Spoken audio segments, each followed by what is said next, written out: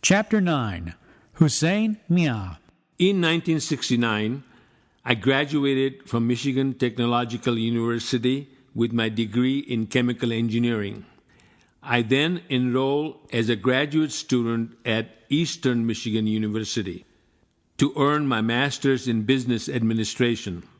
EMU is located in Ypsilanti, Michigan, a city not far from Detroit and much further south than where I was in Houghton. I have a great aversion for people who are habitually late.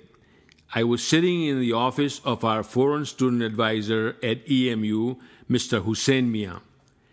He was a tall, gray-haired Pakistani man with a great sense of humor.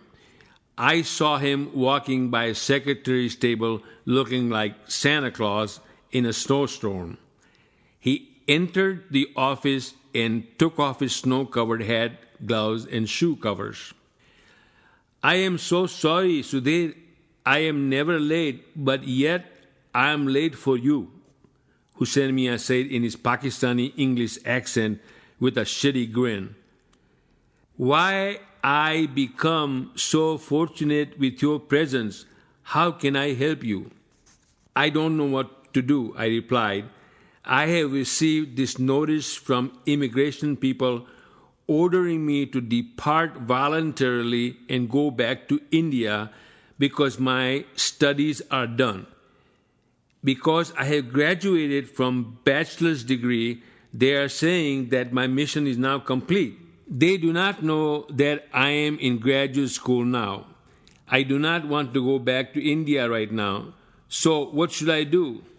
"No worries, Sudhir. खुदा पर भरोसा करो, सब अच्छा हो जाएगा. Have faith in God and everything will be all right." "How can that be?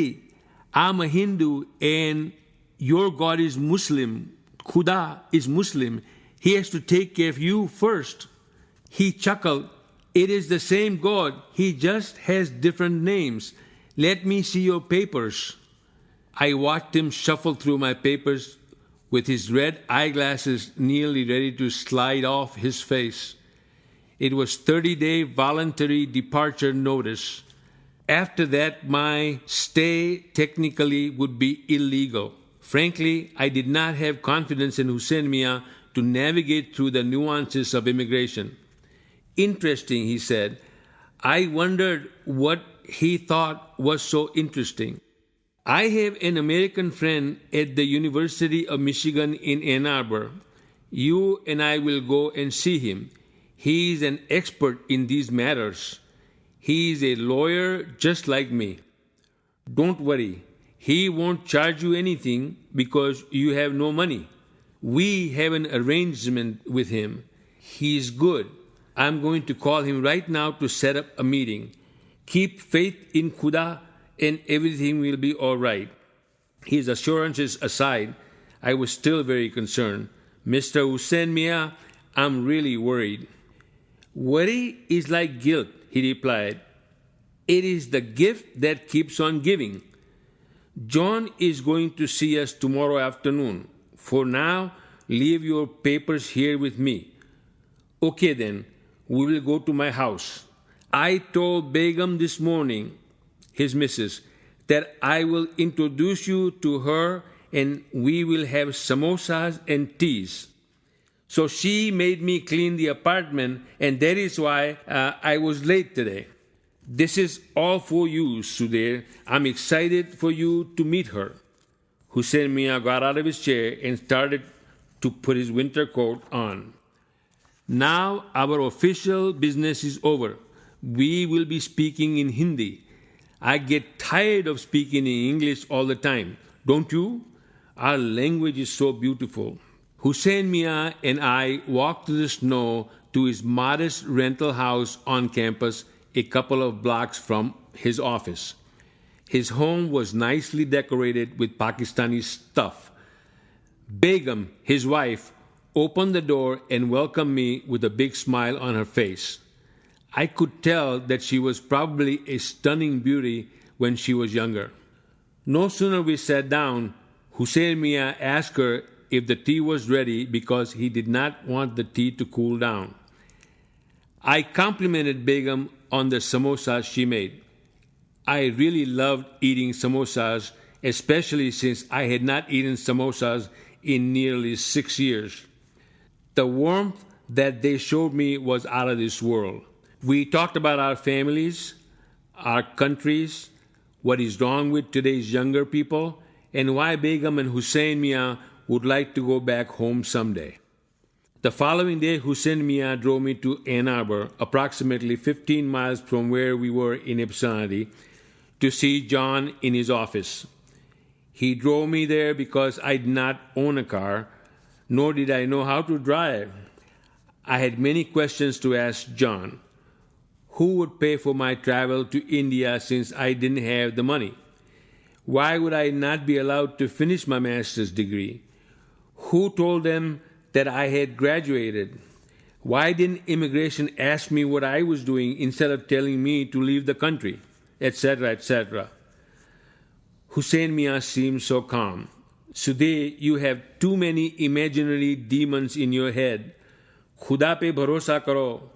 Trust in God. Have faith in Khuda, Bhagwan, whatever you want to call him your higher power.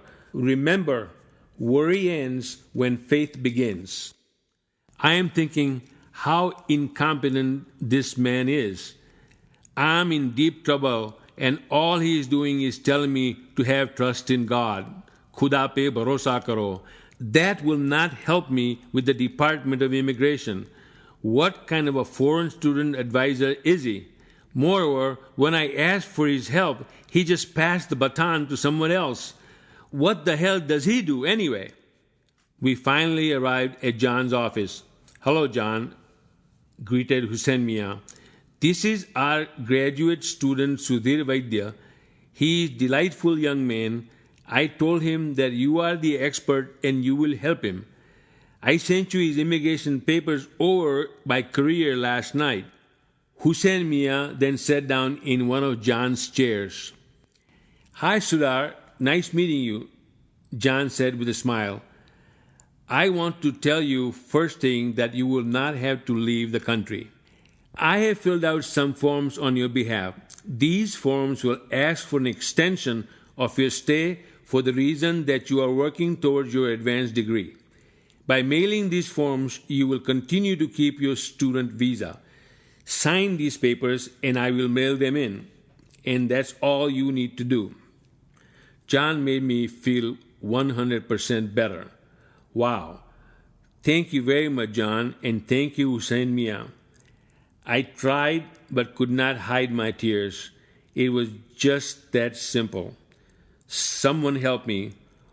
All the things that could have gone wrong, for which I had no clue how I would handle, somehow John made them all go away. You're welcome, John responded. That is my job, and that is what I do. Everything turned out okay, Hussein-Miyan said sincerely. John, thank you. As always, you came through. How wrong I was. Hussein-Miyan comforted me when I needed to calm down, introduced me to his family, took me into his home, made me feel important, and had the contact to make my problem go away. Maybe there is something to what he said. Have faith in God and everything will work out. Aha! So what have we learned? Worry ends when faith begins.